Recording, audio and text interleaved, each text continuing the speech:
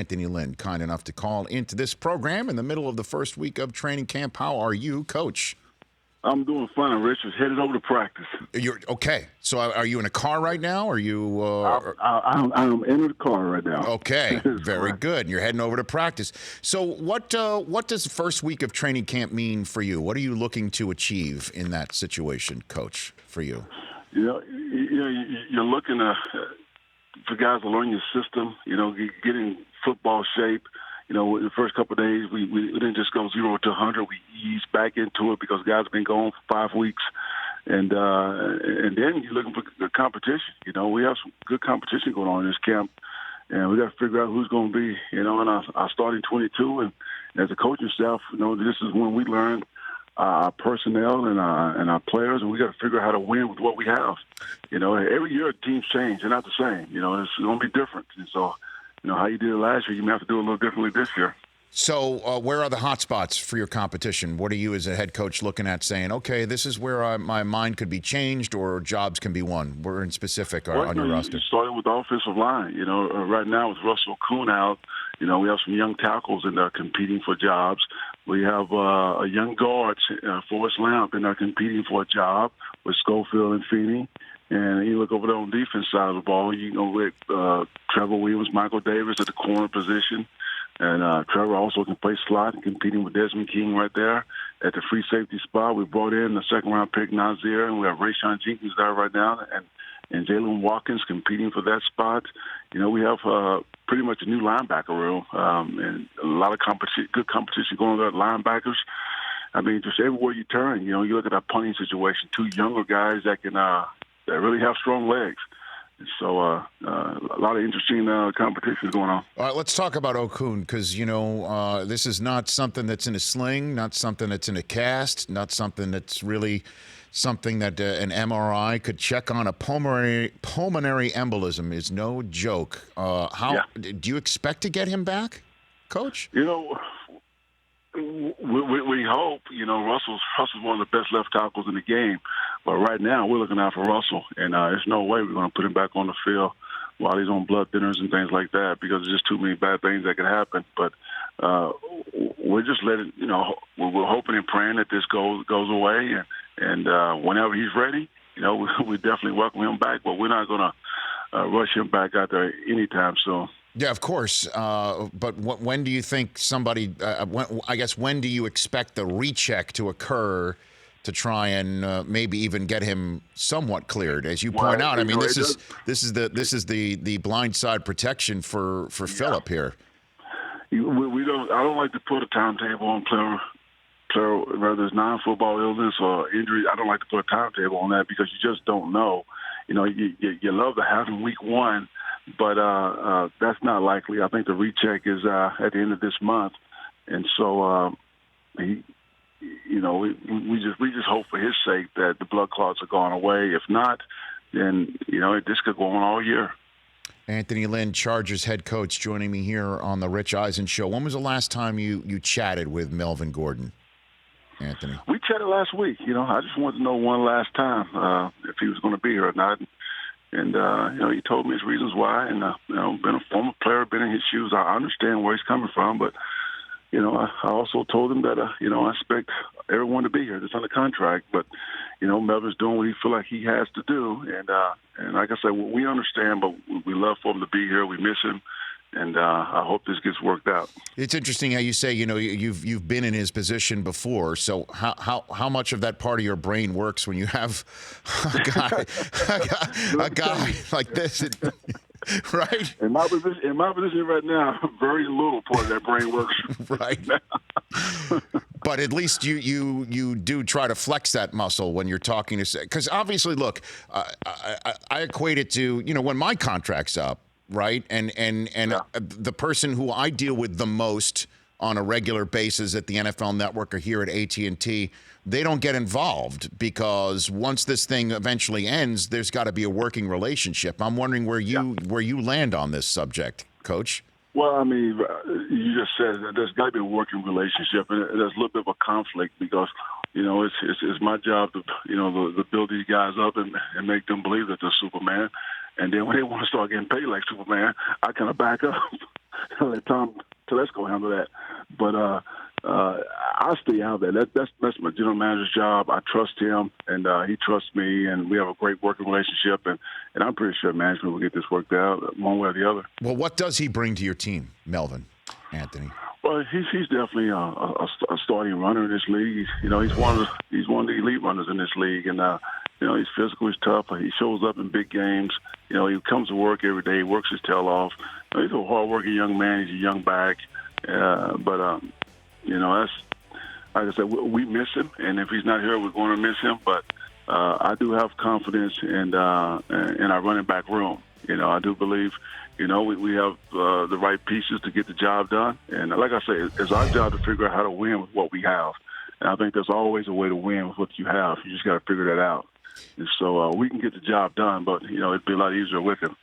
Well, I appreciate, by the way, Coach, that you didn't give me one of my 3 favorite coaching cliches. If you don't mind me running through them with you.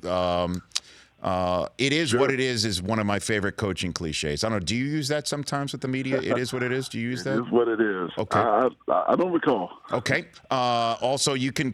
I don't have a crystal ball. Right? Did you ever use that? I don't have it. When we're asking, like, hey, when is Melvin Gordon coming back? Then you would then respond with, I don't have a crystal ball. right? Exactly. and then my third one is, I'm only talking about the guys who are here, which you didn't give me right there. But you have used that, right? I have used that one before. The last one, I have used that one before. So 3. So if you use all 3 of them in a row, okay, at some point, I will donate to whatever favorite charity you have. I would love to. If I use all 3 of those in a row, this conversation would have been over with 5 minutes ago. Well, it is what it is then, I guess, Anthony Lynn, Chargers head coach here on the Rich Eisen Show. Interesting. I've spoken obviously to a ton of your players for various reasons. One, because they're not only star players, but they're players on a successful team.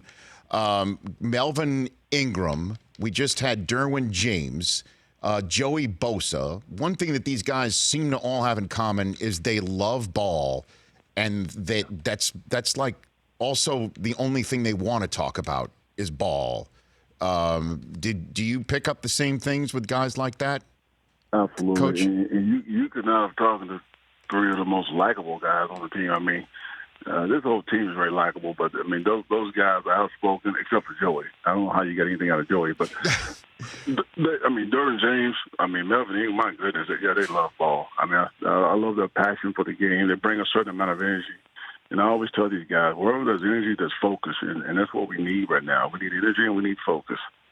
And who's the guy that you played with that similar to these guys? I mean, again, we had Derwin in studio last week.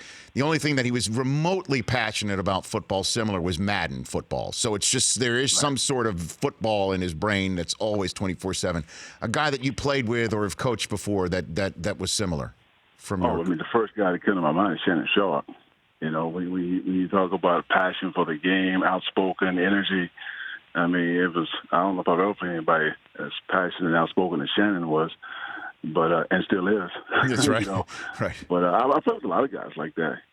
Ken Norton Jr. He was like that. Then there are some guys that were more business-like. Brian Young, he was more business-like, but still had a great passion for the game. Steve Young, Elway, Rod Smith. I played with a lot of guys that just love this game. I mean, I think their results showed. Terrell Davis, there's another one. That's right, TD. So Pat Bowlen's going into the hall this weekend. Anthony, I'm wondering what you got a good recollection here, something you want to say. The floor is yours as the Bowlen family finally gets to see this enshrinement in Canton. I was saddened that I couldn't be at the service. It was just the first day my foundation was launching our first golf outing. And that had been planned for quite a while, and then the service came up on the same day. But Mr. Bowlen, I think, is one of the best owners that ever come through the National Football League. I know when I was there, he was nothing but kind to me and kind to every player on that team. And he always gave us – he was always competing. I mean, you talk about ownership competing off the field. He was always trying to find an advantage, give us an advantage, and give us all the resources we needed to get the job done. And that's what I remember about him the most was just he was a very competitive owner, but at the same time compassionate, and he cared about his players and his coaches. Couple more minutes left with Anthony Lynn, Chargers head coach, here on the Rich Eisen Show. Were you in favor of replay being opened up for pass interference, Coach? Well, we had to come up with something, Rich. We had to do something because we don't want the egregious calls going on calls, and I know it's this game is the referee's only human, and there's going to be errors, and we can't eliminate all the errors in this game. That's impossible, and I don't want to slow this game down. I've never been a guy that want to put flags on the field. I've never been a fan of that, but if this could help us get the egregious calls out of the game, then I'm all for it. What about the unintended consequences of opening up replay for something else, and then suddenly now, again, you're a perfect example of this, Anthony Lynn, that has been placed in front of me at the NFL Media Group. Is being placed in front of everybody. I'm sure you saw it from Al Riveron. Was the Thursday night game last year where your team, with a defensive pass interference call on Mike Williams, set up on the 1 yard line, and then you ran the same play essentially 2 times in a row. By the way, great call. All right. But the initial defensive pass interference penalty would have been wiped out due an offsetting penalty this time around, because replay would have been opened up to see if that was the correct call on DPI, and it would have come back, well, that stands as called because we can't tell one way or another, but we sure can see Mike Williams pushing off, and it would have waved it off, Coach, and your season could have been completely changed from something like that. As long as you get it right, that's all I care about. If this year under the same circumstances, that it would have been offsetting. So that's just the way it is. But yeah, it would have affected our game potentially, for sure. But I think the main thing here is just trying to get it right. Are you telling me it is what it is? Is that what you just did right there? You know what?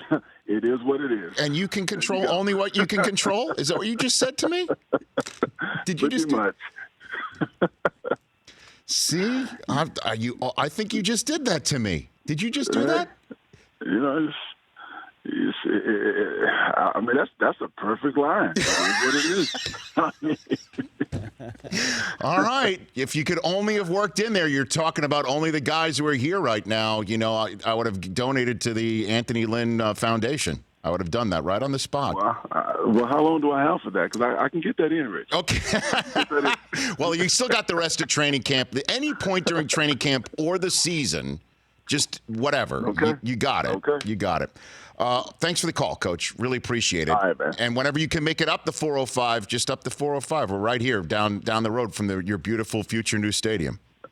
Hopefully that'll be after February, but okay. Thanks for the invite. You got it. You take care. All right, Rich. Bye-bye. You got it. It's Anthony Lynn, Chargers head coach. For more of The Rich Eisen Show, tune to Audience Channel 239 on DirecTV for free on BR Live, or download the Rich Eisen Show app.